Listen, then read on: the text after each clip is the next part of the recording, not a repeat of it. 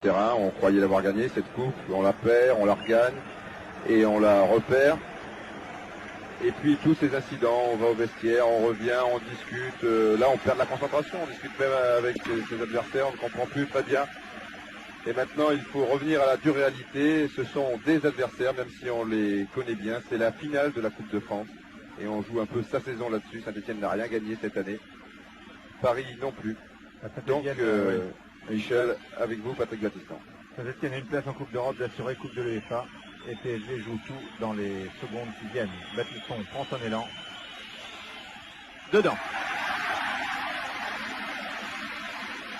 Alors, premier penalty réussi par Patrick Battiston, alors que je crois que nous n'avions pas l'image sur l'antenne. Moi, je regardais le terrain.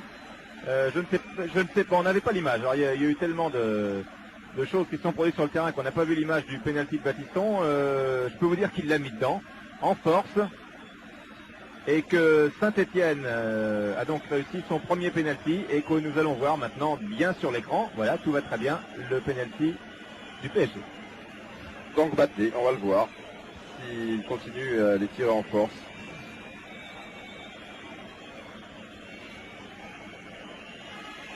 Il avait tiré sur la gauche du gardien de but, mardi dernier à Tours.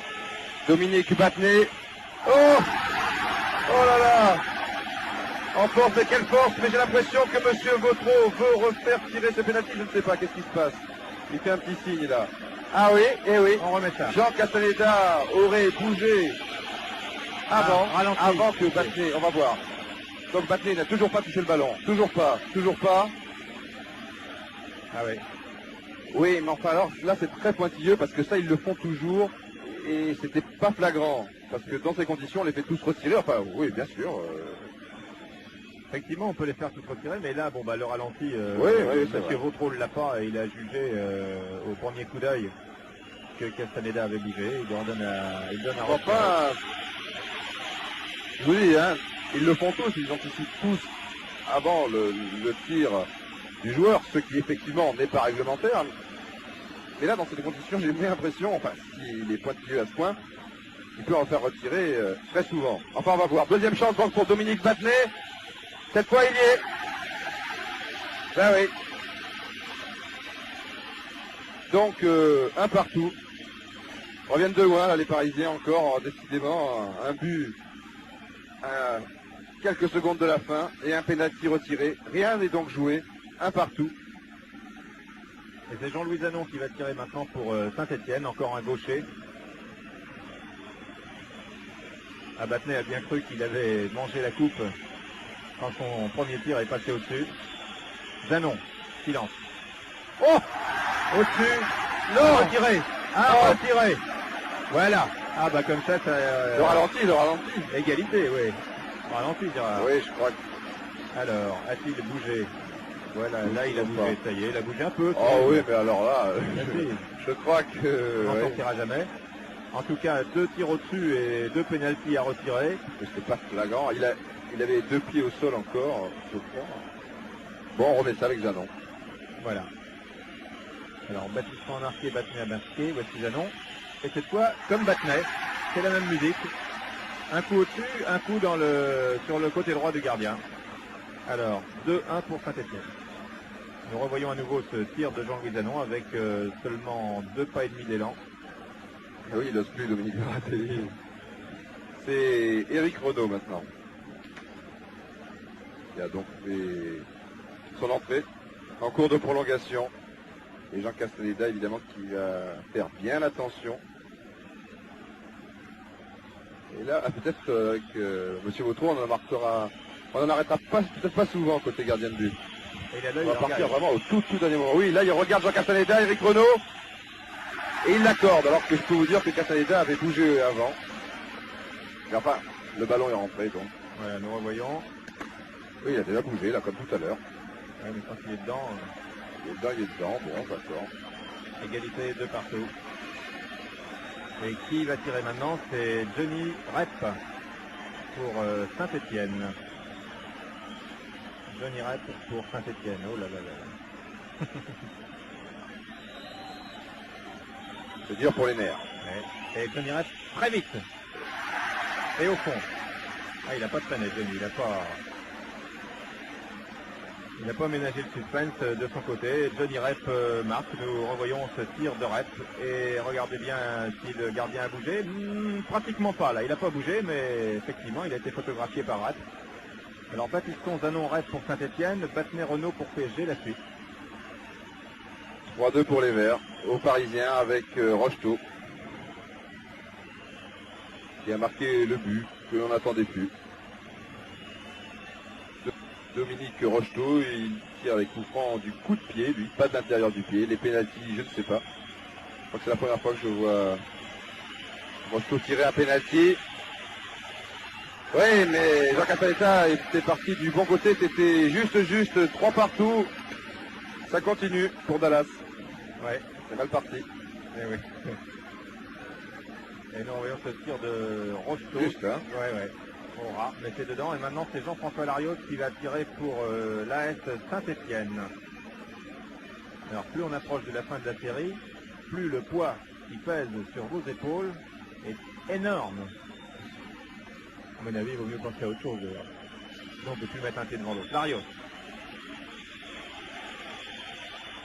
Dedans. Et Baratelli, également, ouais. Baratelli était parti du bon côté. Et pour l'instant, les gardiens ne flambent pas, si vous nous permettez cette expression. Autant à Rennes, entre Tours et Blois, Desrousseaux et Baratelli avaient fait des miracles. Là, ce soir, c'est peut-être le coup d'œil de Monsieur Vautreau qui leur demande de rester les 2 pieds sur la ligne. Ah oui, ça a dû les paralyser, ça. Lourde responsabilité aussi pour Suriac, comme vous l'avez dit, Michel. Alors, là, c'est le 4e pour Paris. Et c'est-à-dire que s'il rate son penalty et que le Stéphanois a réussi le suivant, c'est terminé. Oh, ouais. Eh ben ouais. Platini.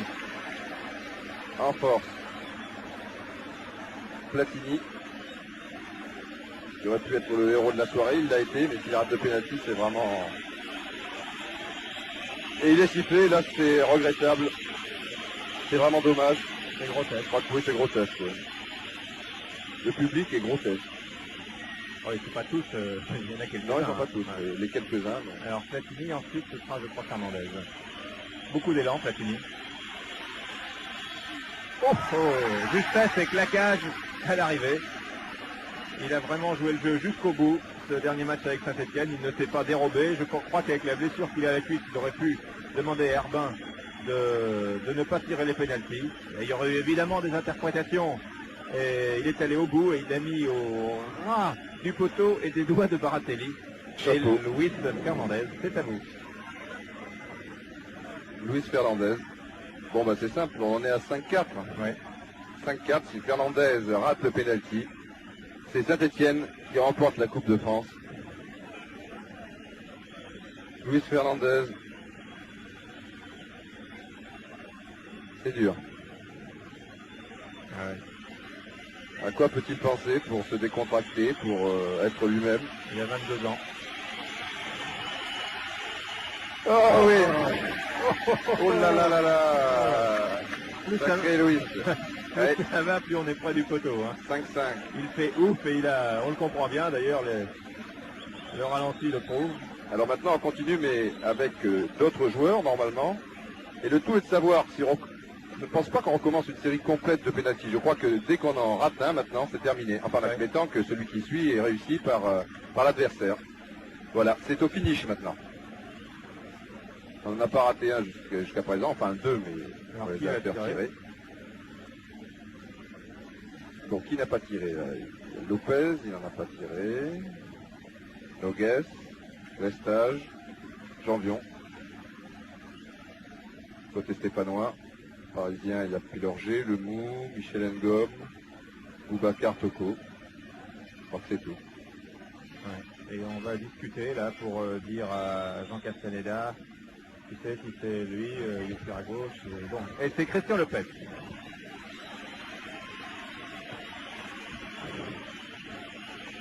Lourde responsabilité pour Christian Lopez. C'est une nouvelle série qui commence et là, à la première faute, eh bien, on tombe. Capitaine des Verts.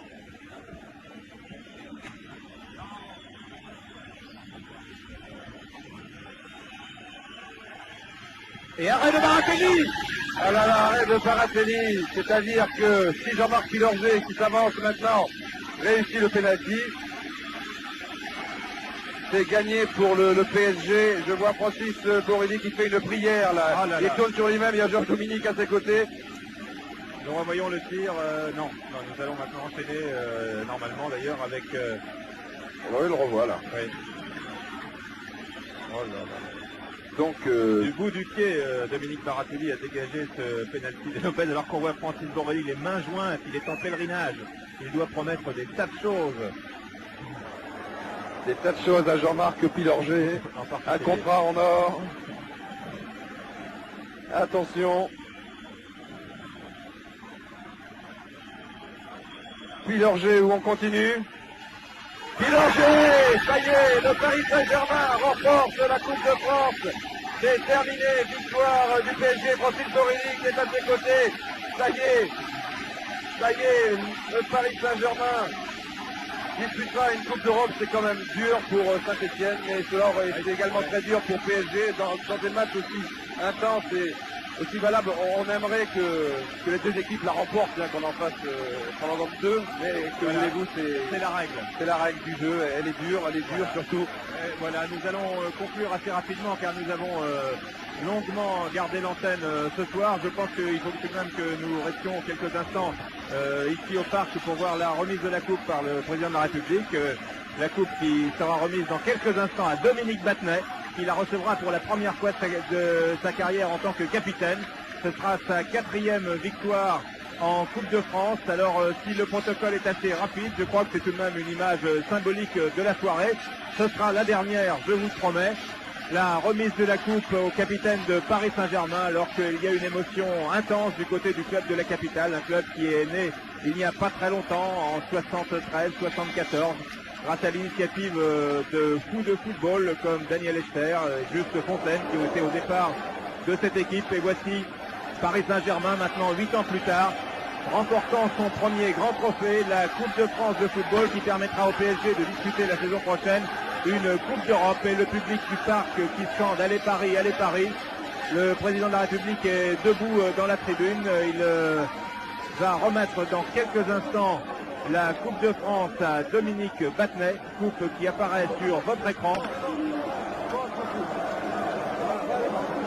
Voilà, si Battenet veut bien aller tout de suite prendre le trophée, voilà qui est fait. Il sera suivi de Francis Borelli, de Georges Perroche, qui est porté en triomphe par quelques joueurs, par quelques-uns de ses joueurs. La montée de Battenet, c'est tout un symbole pour le club parisien. Dominique Battenet qui s'avance, qui va maintenant se trouver aux côtés de M. François Mitterrand. Voilà, si vous voulez, il y a M. Sastre qui nous cache un peu la vue, mais avec une autre caméra, nous voyons tout. Et je vous laisse écouter l'acclamation du public du parc. Dominique Battenet qui serre la main de M. Jacques Chirac, de Mme Edwige Javis, et qui va vraisemblablement brandir la Coupe de France. Et voilà.